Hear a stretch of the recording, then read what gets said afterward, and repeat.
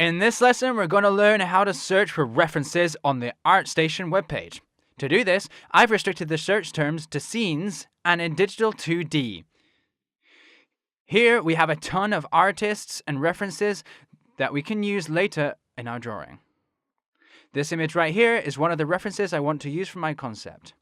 I'm going to use this type of loose lines when I'm drawing my scene.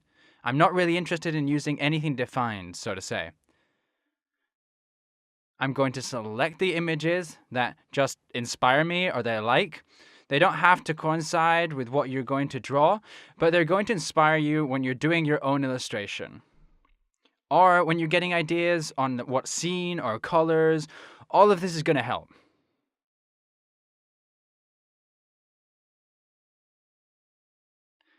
Maybe the theme of the images isn't all that interesting to you, but you do like the frame or the focus of the artist, the one he's used. As you can see here, in some illustrations on ArtStation, the artist has shown a few illustrations in one.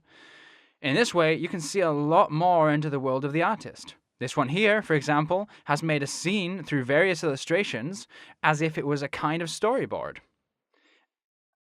Anything that can help you when you're laying out your ideas to create your scene. Yeah. I like this old and worn out feel that the artist has used here. I'm probably going to use it in my illustration. Yeah, it's very nice. Just choose what you want. In this image, we can appreciate quite clearly the different planes in the objects. We don't have the same planes in front of the trees, for example, as we do in the houses or the mountains. It's really interesting to study the different planes in an image.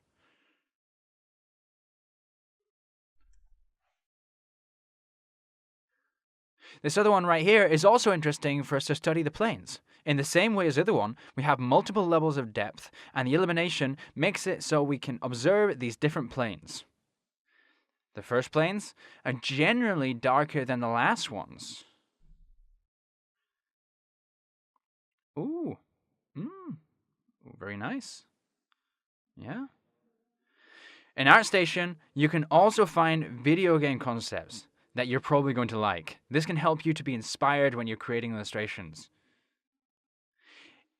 It's interesting to observe the different perspectives in each of the illustrations. For example, in this case, we have a very clear view from below.